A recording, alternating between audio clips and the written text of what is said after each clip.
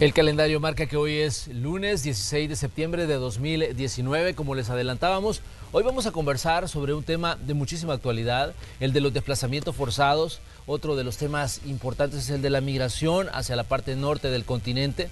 Decíamos que esto ha estado acaparando el centro del debate, se ha hablado mucho, pero ¿qué se ha hecho en realidad para prevenir que esto continúe ocurriendo? Hoy lo vamos a conversar aquí en el espacio de la entrevista. También hay una resolución de la Corte Suprema de Justicia para que se aborde este tema. Pero ¿qué ha estado pasando? Pongamos algunos hechos en contexto y luego saludamos a nuestros invitados de esta mañana. El gobierno de El Salvador desplegó el jueves en la frontera La Achadura a 1.100 agentes de una nueva patrulla fronteriza financiada por Estados Unidos para frenar la migración, prevenir el tráfico ilegal de personas y combatir el crimen transnacional. El ministro de Justicia y Seguridad Pública aseguró que con estas acciones se busca crear oportunidades para la población y evitar la migración irregular, además de combatir frontalmente a tratantes y traficantes de personas. La medida forma parte del acuerdo firmado el pasado 28 de agosto entre el secretario de Seguridad Nacional en funciones de Estados Unidos, Kevin McAleenan, y el ejecutivo del presidente Nayib Bukele. Organizaciones dedicadas a la defensa de los migrantes estiman que 300 salvadoreños salen cada día rumbo al territorio estadounidense. Celia Medrano, directora regional de programas de Cristosal, dice que en el país existe la necesidad de respetar el Plan de Acción de Brasil, que establece un marco de cooperación para fortalecer la protección internacional de las personas refugiadas y desplazadas en América Latina y el Caribe.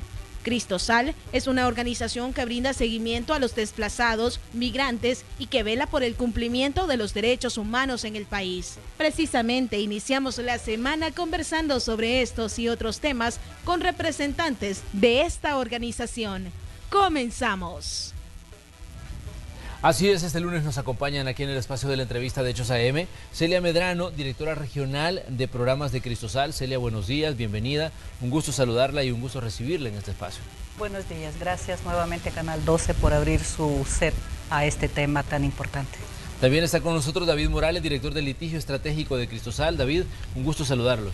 Un gusto, Manuel, Celia, y a la audiencia que nos sigue esta mañana. Comencemos hablando del tema de los desplazamientos forzados. ¿Qué tan apremiante sigue siendo que se le preste atención a esto?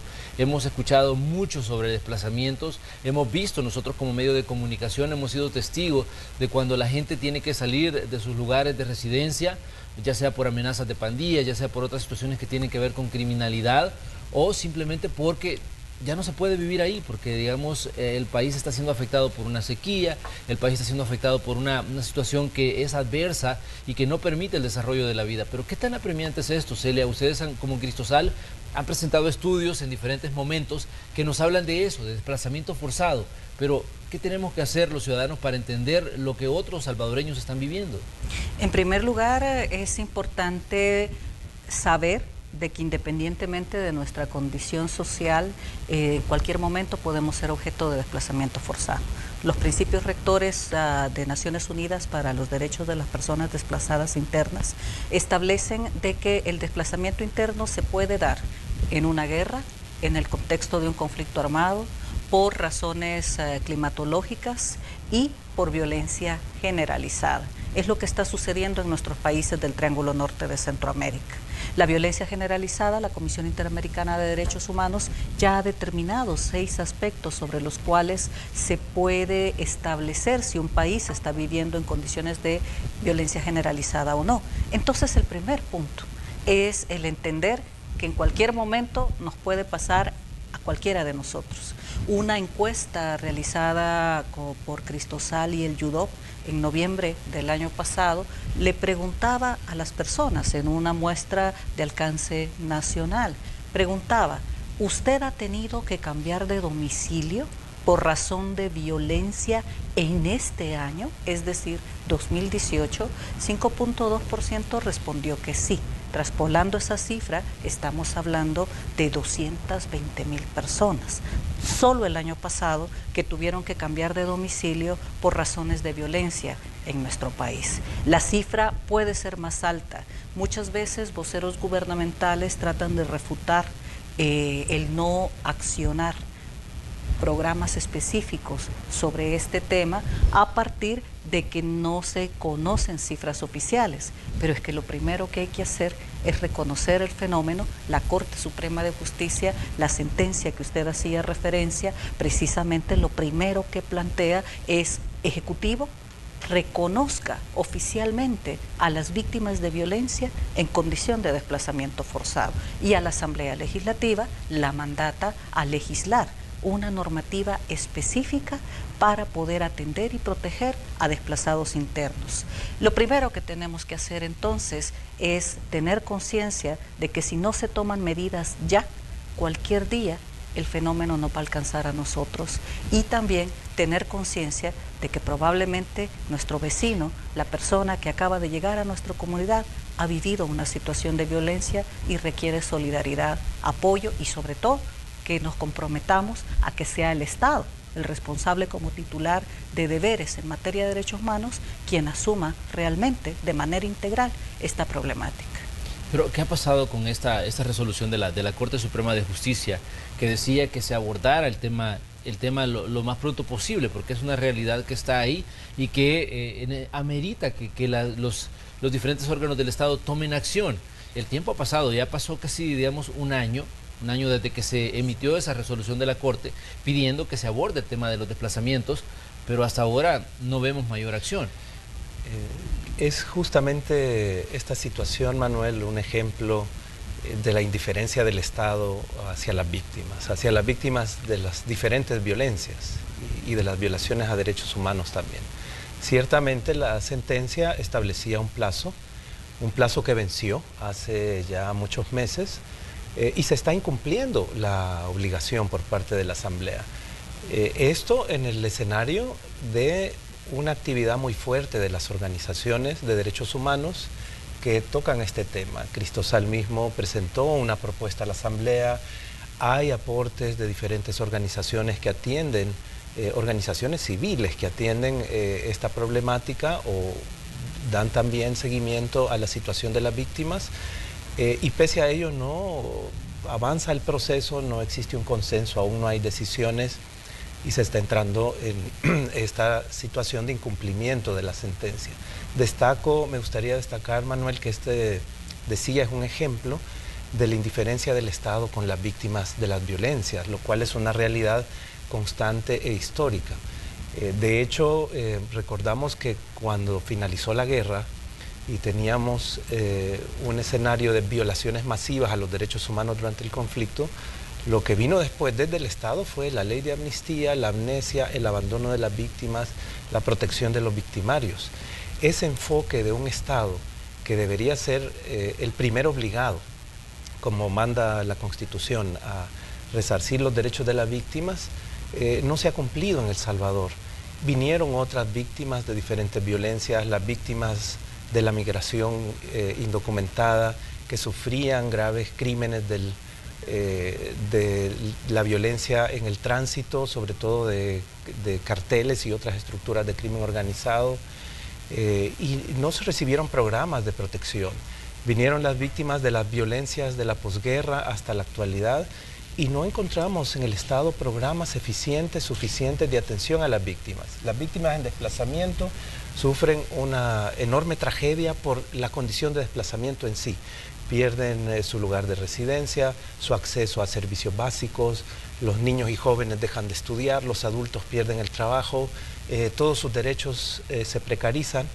Pero además de esta situación han vivido homicidios, desapariciones de familiares, amenazas, extorsiones. En la gran mayoría de los casos que Cristosal atiende son estructuras delictivas, pandillas especialmente, las que generan esta victimización, pero hay un porcentaje preocupante siempre, año con año. Si no me equivoco, Celia, anda siempre entre 10-12% de los casos que atendemos, que las personas, las familias se han desplazado por abusos de los derechos humanos, por violencia de elementos de las Fuerzas Armadas o la policía, que también quedan en impunidad. Además, luego viene este escenario de impunidad. La sentencia es un hito en la medida que ordena por primera vez atender a este sector de miles de víctimas, de miles de familias afectadas, creando programas de protección, de asistencia a las víctimas, creando una ley especial que regule esta situación, que prevenga, ¿verdad?, la repetición y garantice la atención del Estado, pero seguimos enfrentando esta indiferencia, como en otros escenarios de víctimas de otras formas de violencia. En 2018, Cristosal daba cuenta de atención a 1.724 víctimas de desplazamiento forzado. ¿Cómo está la situación en este 2019 si hacemos el comparativo? Precisamente estamos por concluir el primer análisis de los 6 meses del primer semestre del 2018. Solo puedo adelantar de que hemos registrado aumento de la situación de desplazamiento forzado y hemos hecho también una pausa entre de enero a mayo del 2019 a junio, septiembre del 2019. ¿Por qué? Porque ha habido un cambio de gobierno y estamos detectando una situación que tengo que señalarla. A partir de medidas de seguridad que vulneran derechos humanos en ciertas poblaciones, estamos percibiendo dos situaciones. Una, la movilización de estructuras de carácter delictivo que se están moviendo a otras zonas, huyendo de diferentes presencias policiales y militares en otras comunidades y están generando desplazamiento forzado en áreas donde no se percibía este fenómeno como municipios o comunidades expulsoras. Y por otra parte, también se está planteando un pequeño, leve por el momento, aumento de denuncias y situaciones de desplazamiento forzado causadas por actores del Estado, principalmente Policía Nacional Civil y Fuerza Armada. Eso nos lleva a plantear de que podríamos estar hablando de un desplazamiento forzado que se genera a partir de medidas que se implementan de seguridad bajo una visión de contrarrestar el delito bajo un enfoque exclusivamente represivo. Hay otro elemento que es importante señalar y es el vínculo de la situación de desplazamiento forzado que no es atendido de manera integral con la migración forzada. Sí. Estamos conscientes de que cuando una familia no es atendida debidamente después de haber sido víctima de violencia y no encuentra estructuras estatales que respondan a las necesidades de atención y protección, esta familia poco a poco va tomando la obligada decisión de migrar. Termino con plantear de que precisamente este domingo Séptimo Sentido publica una nota extensa sobre un caso donde el título que seleccionaron fue Angélica no migra, huye. Este es un caso que ha litigado Cristosal desde la Dirección de Litigio Estratégico. Se cita a una de las abogadas de Cristosal, que es representante legal de las víctimas. Es un caso que por medidas cautelares dadas por la Comisión Interamericana de Derechos Humanos y por la Sala de lo Constitucional de El Salvador, la estructura estatal de protección a víctimas y testigos tuvo que rectificar una decisión de no albergar a esta familia. A partir de la obligación de cumplir las medidas cautelares dadas por estas instancias, albergaron. Esta familia permaneció más de un año, año y medio, recluida en una casa, en unas instalaciones de seguridad de estructuras estatales, un caso de alto riesgo que fue altamente mediático en su momento y sin que se generaran condiciones para poder apoyar a esta familia a encontrar soluciones que no fueran más allá de buscar sistemas de protección internacional. El sistema de los requisitos del sistema de protección internacional no pudieron cuajar en el caso de esta familia y tuvieron que salir de esta situación de esconder el problema durante año y medio y han tenido que emigrar por sus propios medios a un país del sur sin que se haya tenido la condición de poderles dar apoyo más allá que por razones de obligación a partir de una resolución de medida cautelar de la Comisión Interamericana de Derechos Humanos haberlos albergado. Por eso es necesaria una ley integral y específica que atienda a familias víctimas de violencia en condición de desplazamiento interno. No hacerlo contribuye a la migración forzada. David mencionaba una palabra que es muy fuerte cuando hablamos de este problema, indiferencia. ¿Qué tan indiferentes han sido, en este caso, las entidades de derechos humanos? La Procuraduría para Derechos Humanos, por ejemplo. ¿Qué tan indiferente ha sido con un problema como este? Porque si hablamos con la titular, ella dice, hemos hecho todo lo posible por enfrentar los problemas que enfrentan muchos salvadoreños. Lastimosamente, sus escándalos propios han opacado tal vez la labor que tendrían que hacer. La gente habla más de las situaciones que tienen que ver con decisiones personales que del trabajo que se tendría que hacer en materia de derechos humanos en problemas como este. Pero, ¿qué tan indiferente ha sido esto y qué tanto ha golpeado el hecho de que no se hablen, estos organismos de derechos humanos no generen conciencia en el resto de la ciudadanía sobre un problema que está presente en la vida de El Salvador? Con relación a la Procuraduría para la Defensa de los Derechos Humanos, Manuel, debo rescatar que el personal técnico operativo de la Procuraduría, que está desplegado en oficinas a nivel nacional y con más capacidades operativas en la sede central, por supuesto, es un personal que tiene experiencia en este tipo de atención de casos. Cuando yo fui titular de la Procuraduría, generamos lineamientos, protocolos de atención e incluso informes que trataron sobre este tema del desplazamiento forzado, sus impactos, es decir, se institucionalizó desde aquel tiempo una política de atención a esta población. Entonces tenemos un personal técnico que sigue atendiendo a víctimas que las organizaciones de civiles de derechos humanos llevamos, dijéramos, ante la institución. Por supuesto, la Procuraduría tiene muchas otras facultades constitucionales que le permitirían incidir en la política pública, en las decisiones de la Asamblea Legislativa, y que debería tener también una voz muy fuerte como institución, y independientemente de quién sea su titular en esta temática.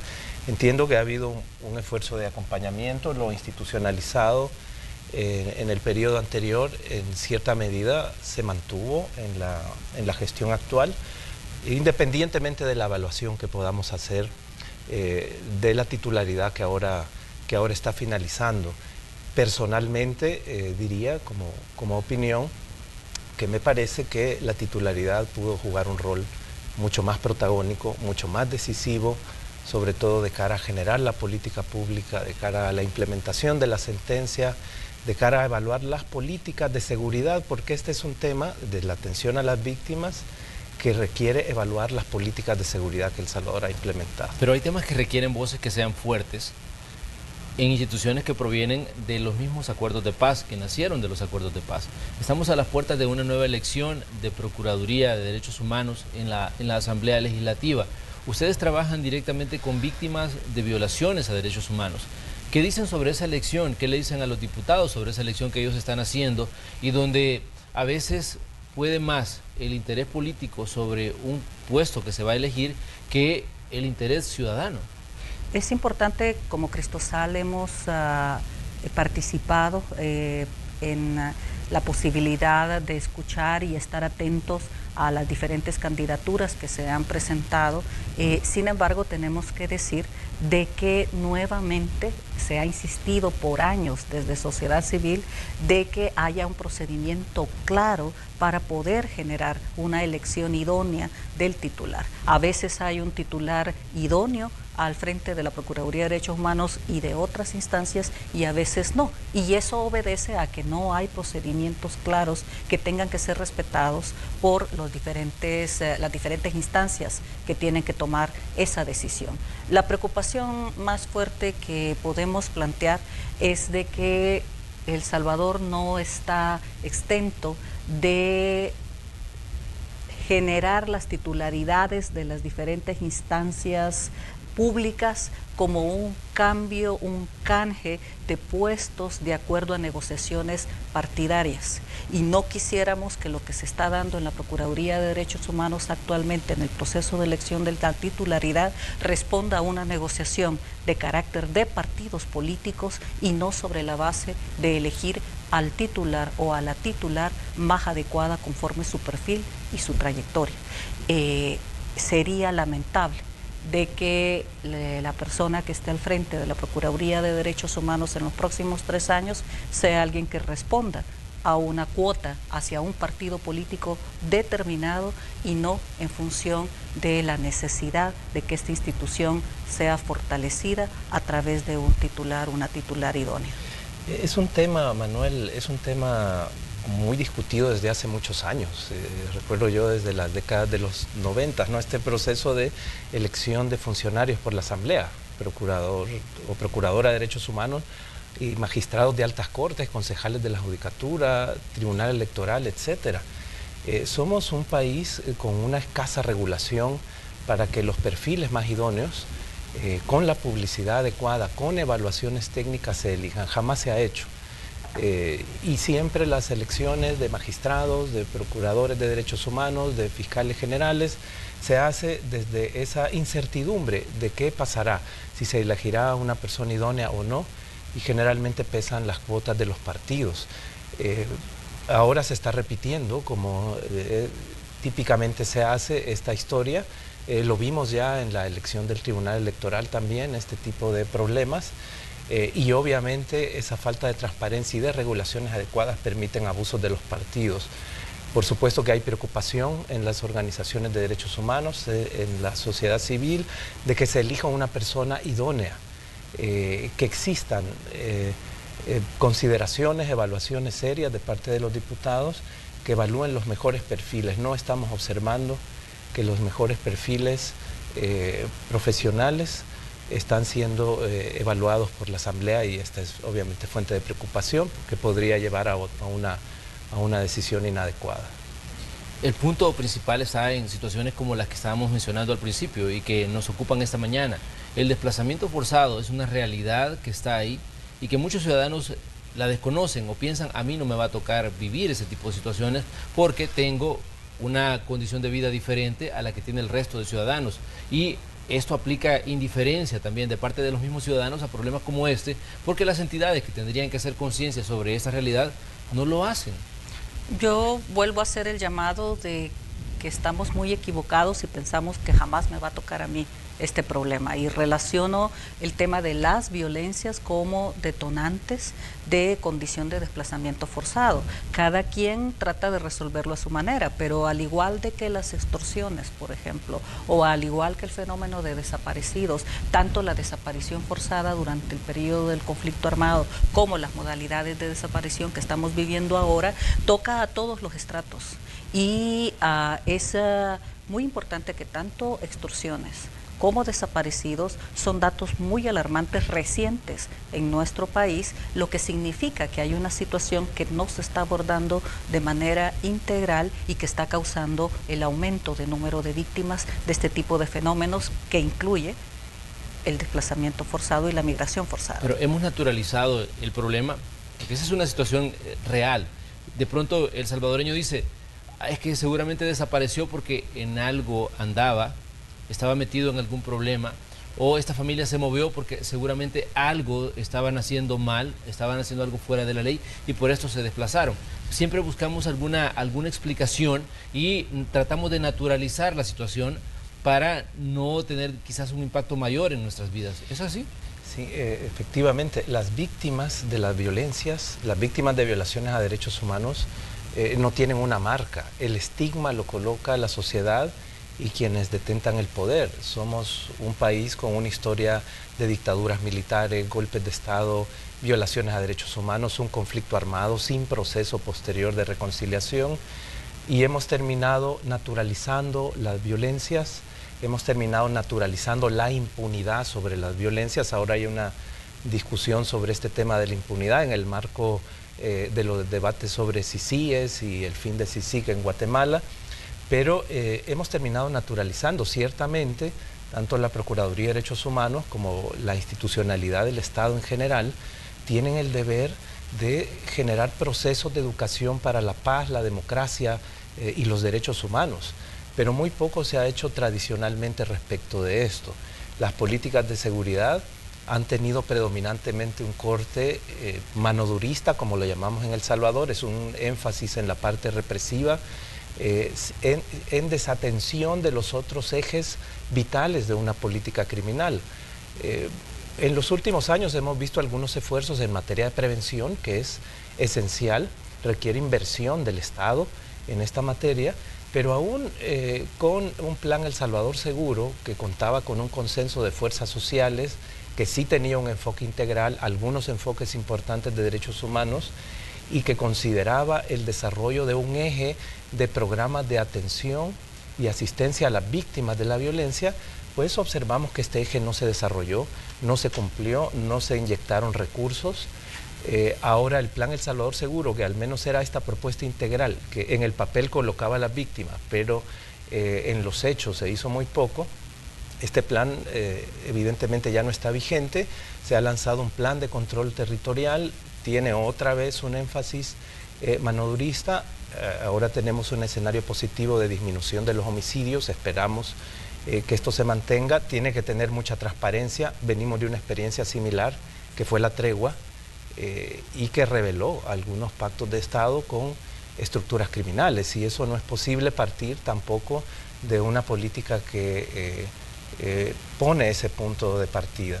Pero dijéramos otra vez, programas de atención a víctimas, inversión, atención a víctimas, hay que estudiar el presupuesto, cómo lo va a plantear el nuevo gobierno de cara a este tipo de financiamiento.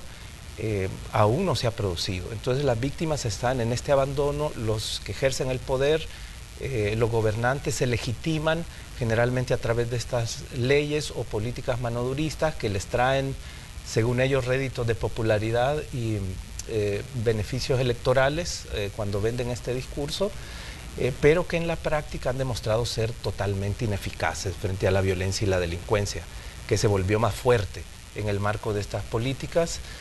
Así que el enfoque integral sigue siendo necesario. Las víctimas al centro es lo que ordena la Constitución.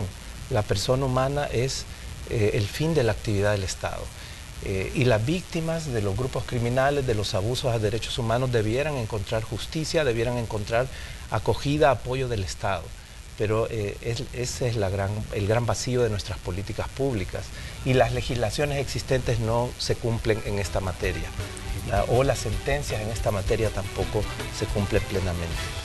Vamos a hacer una pequeña pausa comercial. Esta mañana conversamos con representantes de Cristosal aquí en el espacio de la entrevista de Hechos AM, y estamos abordando un tema que en determinado momento puede afectarnos a todos, como decía Celia Medrano, y es el desplazamiento forzado. Las situaciones que podrían en determinado momento obligarnos a abandonar nuestra casa o obligarnos a abandonar todo lo que conocemos para enfrentarnos a una nueva realidad. Eso estamos hablando hoy en este espacio. Regresamos enseguida.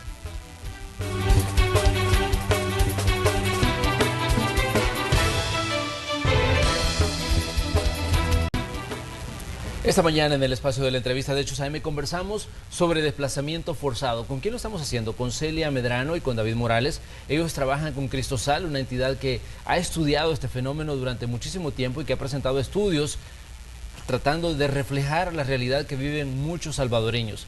Quizá es importante que dimensionemos el tema del desplazamiento. La mayoría de gente piensa que el desplazamiento se da cuando llega una pandilla, se establece en un lugar, empieza a tener control sobre ese territorio y el ciudadano por temor dice me voy. Pero piensa la gente, en determinado momento esto solo le pasa a la gente más pobre, a la gente que vive en el campo, a la gente que está en comunidades, pero ustedes tienen otra dimensión del problema.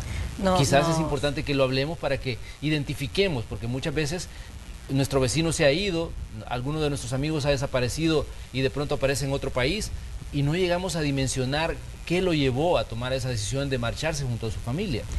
También hay que abordar un punto que conversábamos fuera del aire, y es de que cuando llega alguien o cuando sabemos que alguien ha migrado o se ha desplazado, tendemos a pensar, en algo andaba, alguna relación hubo.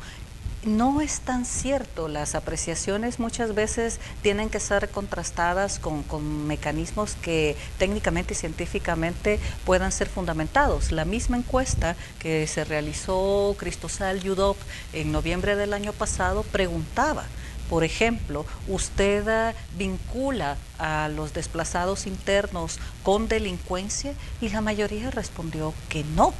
Y una pregunta más importante que generamos en esta encuesta, en su comunidad, ¿ustedes recibieran a una persona que huye de la violencia en condición de desplazamiento forzado? Y más del 50% respondió que sí. Es interesante porque cuando se revisa la base de datos puede cruzarse con otra información relacionada a quien da estas afirmaciones, pero es lo primero que hay que tratar de revisar. A veces damos por hecho de que el pensamiento de un grupo es el pensamiento absoluto y es mayoritario, y por lo tanto tratamos de sumarnos o no contradecir lo que consideramos que la mayoría opina, pero cuando tratamos de acercar si realmente la mayoría opina algo, nos damos cuenta que hay contrastes, que la escala de grises es mucho más compleja y que no hay mayorías absolutas a favor o en contra o con un pensamiento determinado. Eso tiene mucho que ver con el tema de las víctimas.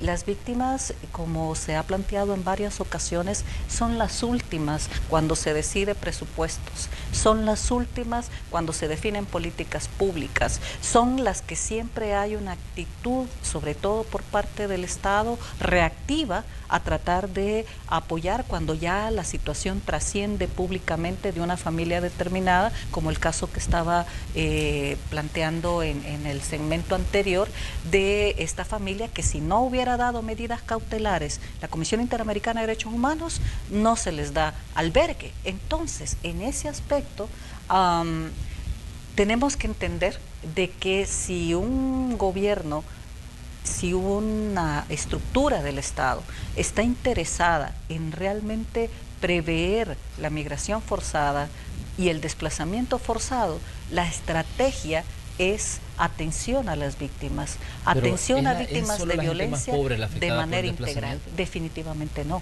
Conocemos casos de funcionarios de mediano nivel en diferentes instancias públicas que han tenido que desplazarse. Lo que sucede es que por su condición económica han tenido la capacidad de moverse por sus propios medios, cambiar de un barrio a otro barrio más seguro o que donde ya no se esté dando la situación de la amenaza de reclutar a un joven adolescente o de agredir sexualmente a una niña por parte de ciertos grupos. Esto es una situación que no queda registrada porque las personas por su condición económica tienen sus propios medios para moverse, pero es desplazamiento forzado también. Lo que sí nos sucede a organizaciones como Cristosal, que nuestros registros mayoritariamente son mujeres con sus hijos, pero es que son las que están pidiendo ayuda, son las que están con sus niños tratando de encontrar un lugar seguro, y por eso nuestros registros,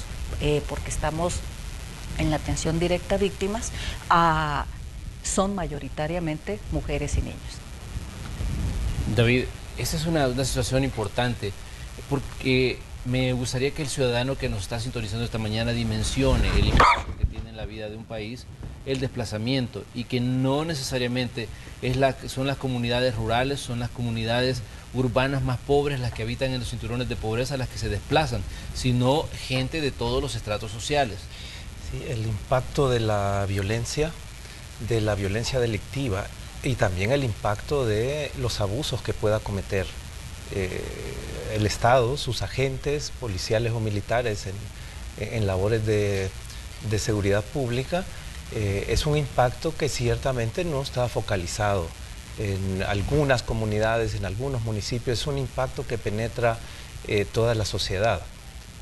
Afecta la economía, afecta la convivencia, afecta el comercio, etcétera, ¿no? Pero la violencia, aunque golpee de manera más generalizada en las comunidades más pobres, urbanas o rurales, con presencia de grupos de pandillas, donde también interviene después el Estado y se producen violaciones a los derechos humanos, realmente no está restringido. Tanto la delincuencia el fenómeno de la violencia, como el del actual del Estado, tiene cierta movilidad, no son territorios inmutables donde estigmatizamos a veces municipios de que allí es el foco de la violencia, y generalmente, como planteaba Celia al inicio de la entrevista, realmente es un fenómeno cambiante, que incluso se va moviendo territorialmente. Conocemos desde la organización diversos casos que, como decía Celia, afectan a familias trabajadoras, empleadas de clase media, tengan o no un negocio. Hay otras variables en otros casos. Uno de los casos atendidos se produce contra una dirigencia comunitaria que estaba realizando un trabajo por la defensa del medio ambiente. Estaban tratando de luchar contra un proyecto contaminante, y esto les acarreó violencia y desplazamiento. Y bueno, obviamente ha habido una impunidad sobre ese crimen.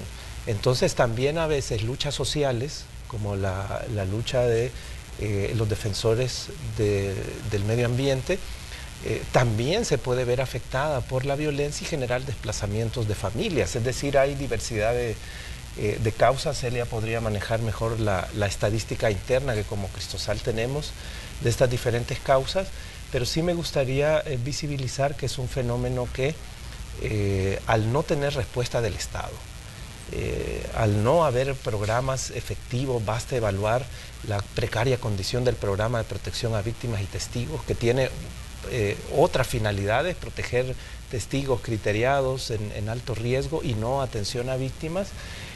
Pues no hay salidas para estas familias, salvo las pocas familias que reciben alguna asistencia de parte de organizaciones civiles, algunas iglesias. Así que el cauce es la migración forzada, ¿verdad? Tenemos este flujo migratorio en buena parte forzado, también atendiendo a las tradicionales causas económicas, reunificación, pero ahora también fuertemente por violencia. Y sabemos que sobre todo la migración no formal, indocumentada, es la que además en el trayecto sufre una enorme victimización por diversos tipos de crímenes.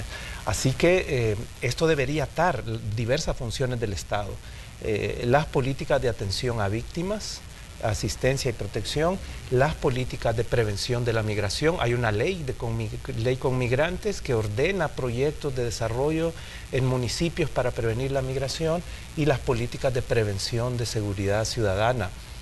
Si tuviéramos un enfoque integral que articulara leyes y políticas y que se le diera prioridad en el presupuesto del Estado, podríamos ir modificando un poco esta situación, por supuesto también con ejes de promoción, de educación en derechos humanos, que nos permitan no seguir estigmatizando a las víctimas y no seguir naturalizando violencias o abusos del Estado, que también es otro gran problema, naturalizar este tipo de abusos. No se escapan ni siquiera elementos de la Policía Nacional Civil y la Fuerza Armada. Hemos tenido casos de una mujer policía, por ejemplo, con sus hijos, su mamá, su hermano, que estaba en condición de desplazamiento forzado, tuvo que moverse. Su jefatura lo único que pudo ofrecerle es que estuviese una semana en el puesto policial donde estaba destacada con toda su familia, antes de encontrar un albergue más adecuado, y lamentablemente tuvo que emigrar. No se escapan ni siquiera aquellas instancias. Este caso que estoy relacionando, ella nos decía: estoy tremendamente frustrada, mi deber es proteger a otra gente y ni siquiera pude protegerme yo y mi propia familia, y estoy frustrada de que la corporación policial no fue capaz de protegerme a mí como miembro de la corporación. No se escapan ni siquiera aquellos que están con el mandato de protegernos de este tipo de circunstancias. Y es importante señalar también de que en la relación desplazamiento forzado y migración están dándose situaciones que son violentadoras de principios y de convenios ya suscritos por parte de los gobiernos de nuestros países. El Plan Acción Brasil, por ejemplo, habla de fronteras solidarias, habla de la protección a desplazados, a migrantes, a personas solicitantes de refugio y ya con estatus de refugio. Las medidas de securitización relacionadas en nuestros países para contener aspectos vinculados a la delincuencia se trasladan a securitizar el fenómeno de la migración sin entender lo que estamos diciendo desde hace mucho tiempo. Las personas actualmente no migran, huyen para salvar su vida y su integridad. Mientras no asimilemos que lo que está pasando es esto, vamos a estar criminalizando a la migración y tratando de abordar esta problemática desde una perspectiva únicamente de seguridad y no tratando de reforzar esfuerzos de que nos permitan abordarlo desde la humanidad de lo que está sucediendo. Estados Unidos ha ejercido presión en los últimos días para que los gobiernos, tanto de México como los gobiernos centroamericanos, incrementen los controles sobre la migración ilegal, la migración indocumentada.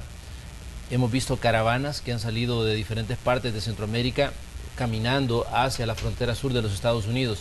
La frontera sur vive su propio drama. Ahí hay mucha gente que está esperando que se revise su condición para pedir un asilo a Estados Unidos. Pero para mucha gente no hay esperanza, partiendo de las mismas decisiones que han tomado las autoridades norteamericanas, diciendo de que si no pidieron asilo en un país, en un tercer país, antes de pedirlo a Estados Unidos, difícilmente ellos van a revisar el caso. ¿Cómo ven ustedes el manejo que se está haciendo de este tema de la migración y cómo se está abordando el tema de la migración? Que esto no es nuevo, El Salvador lo ha vivido durante muchísimos años. De hecho, por eso tenemos una comunidad tan grande de salvadoreños en los Estados Unidos, producto de estas situaciones que llevaron a buscar mejores condiciones, en este caso en Estados Unidos. Las condiciones que detonan la migración forzada, precisamente por la historia a la que usted hace referencia, por ejemplo, los TPS, los estatus temporales de protección, el último fue generado a partir de 2 terremotos vividos en el 2001 y el anterior fue dado por todavía las condiciones de conflicto de violencia armada en el país.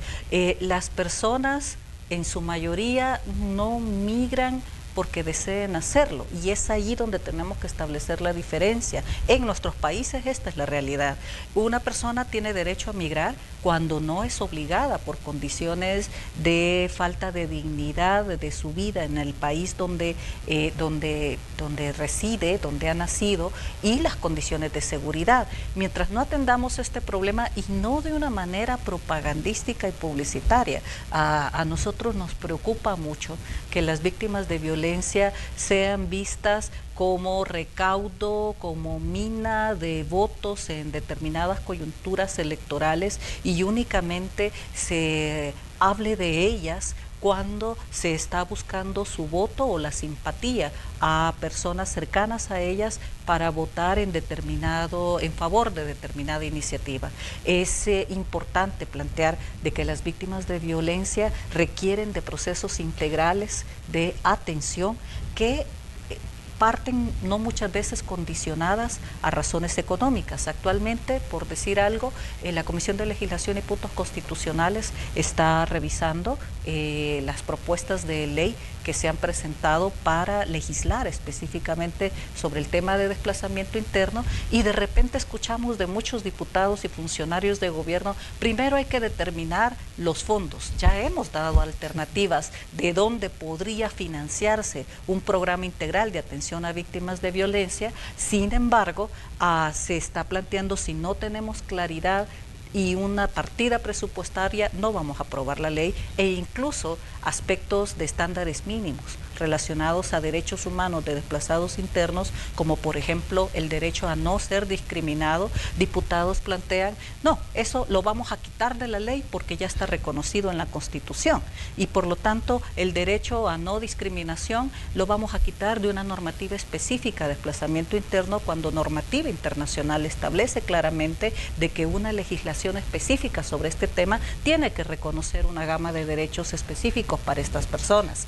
Partiendo de esto, no hay una claridad de la importancia de trabajar de manera integral, de normar, legislar, garantizar programas que permitan que la atención a víctimas sea una prioridad por parte del gobierno anterior y el actual. Y no es un tema de discurso, no es un tema de plantear en diferentes redes sociales de que se está trabajando sobre este tema. Es el tema de tratar de que las víctimas haya una legislación integral específica para su atención, haya presupuestos destinados a fortalecer aquellas instancias que trabajan con las víctimas, y algo que hemos insistido mucho, que lo pusimos en la propuesta de ley que Cristosal presentó sobre este tema desde agosto del año pasado, y es de que probablemente el tema de recursos tenga que verse después, porque a partir de los mismos recursos asignados en las instancias del Estado, de manera articulada, pudiesen dar respuesta a víctimas de violencia en condición de desplazamiento interno o bajo riesgo de entrar en esa condición de desplazamiento interno, sin que no haya más que una articulación y una instancia coordinadora capaz de que no haya duplicación en la atención de estos casos y enfocada en que se garanticen derechos a estas personas. Bueno, de hecho en la comisión, en la Asamblea Legislativa, hay 3 proyectos los que están siendo estudiados. Uno fue presentado por ustedes, ¿no? Probablemente haya un cuarto presentado desde el Ejecutivo actual. Habría que ver si eso se concreta, habría que ver si esto es cierto, pero habiendo ya 3 propuestas de ley, habiendo dado principios, un estándar mínimo de normativa internacional que debe de ser respetada en una legislación sobre esta materia, presentar una cuarta propuesta quizás se empantanara más el proceso, y hemos observado de que no encontramos coincidencias y más bien divergencias entre las iniciativas que se están llevando al interior de la Asamblea Legislativa y aquellas que está impulsando el Poder Ejecutivo. Es necesario unir esfuerzos en función de garantizar en este momento el cumplimiento de la sentencia 411, que está incumplida tanto desde el Poder Ejecutivo anterior como del actual, como de los diputados y diputadas de la Asamblea Legislativa. Me gustaría cerrar esta entrevista, el espacio de esta mañana, con el mensaje para el ciudadano. ¿Cómo tenemos que dimensionar los ciudadanos el tema del desplazamiento forzado y la migración forzada? Porque es algo a lo que no tenemos que ser indiferentes, una palabra que usted utilizaba, David, al principio. Claro, las personas son titulares de todos sus derechos humanos, y una persona que ha sido víctima de violencia o de violación a derechos humanos, o una persona que se desplaza o migra forzadamente, y sobre todo a partir de haber sufrido violencia o amenazas de violencia, pues son personas titulares de derecho que además tienen el Estado la obligación de protegerlas. Y como ciudadanía, como organizaciones de derechos humanos, la opinión pública en general también, deberíamos tener este enfoque de entender que las víctimas han sufrido una experiencia traumática que ha violentado gravemente sus derechos, y cuando el Estado no cumple su función de asistencia y protección, el Estado también es responsable por esas vulneraciones. No sigamos estigmatizando a las víctimas, tengamos comprensión de las causas, los orígenes que están generando este tipo de fenómenos y de las obligaciones que tiene el Estado. En su pregunta anterior usted hablaba del tema de las políticas desde los Estados Unidos y de los países de la región. Si bien ahora en la era Trump y en Centroamérica a partir de esta experiencia, y en México paradójicamente con López Obrador, se está enfatizando, se está profundizando esta visión de la migración como un problema de seguridad, y se está criminalizando la migración, esto no es nuevo. Otras políticas de gobernantes anteriores han tenido este énfasis, y está muy comprobado que estas políticas no tienen éxito, no detienen la migración masiva. Lo que hacen es incrementar el sufrimiento de personas inocentes que están en movilidad humana. Y justamente es lo que estamos viendo, ¿no? En la actual administración de Estados Unidos, la situación de la crisis otra vez de la niñez migrante, a partir de la militarización en México. Hay una joven salvadoreña incluso asesinada en México por efectivos militares, el caso de Zenaida. Y en El Salvador, bueno, Guatemala y Honduras, países seguros, ¿no? Alineándose a este tipo de enfoque. En El Salvador observamos ahora el lanzamiento de una patrulla fronteriza con el argumento que es para combatir el crimen organizado y el tráfico de personas, pero no está claro si está respondiendo también a este enfoque de cerrar las fronteras para criminalizar la migración. Ese no es el enfoque correcto. Los estados están mandando un mensaje donde los derechos humanos de personas en esta condición no son relevantes y se exoneran de sus deberes de protección, y creo yo que desde la opinión pública, los espacios de opinión como el que usted genera acá en la entrevista, Manuel, son espacios donde precisamente debemos abordar estos temas de derechos humanos para visibilizar la dignidad de las víctimas y la obligación de los estados para protegerlas. Muy bien, les queremos agradecer como Hechos AM que nos hayan permitido conversar con ustedes y dimensionar este problema, que es una situación real en El Salvador, que es seguramente una realidad que muchas familias están enfrentando hoy, en esta mañana de lunes 16 de septiembre. Gracias por estar aquí, Celia Medrano, David Morales. Muchas gracias, Manuel. Gracias, Manuel, y a la audiencia que nos ha seguido. Vamos nosotros a ir a un espacio para comerciales. Cuando regresemos vamos a continuar con más de Noticiero Hechos. Tenemos información sobre el tráfico, información sobre el clima y también sobre otros temas que están en las agendas nacionales como internacionales a nivel informativo. Regresamos enseguida.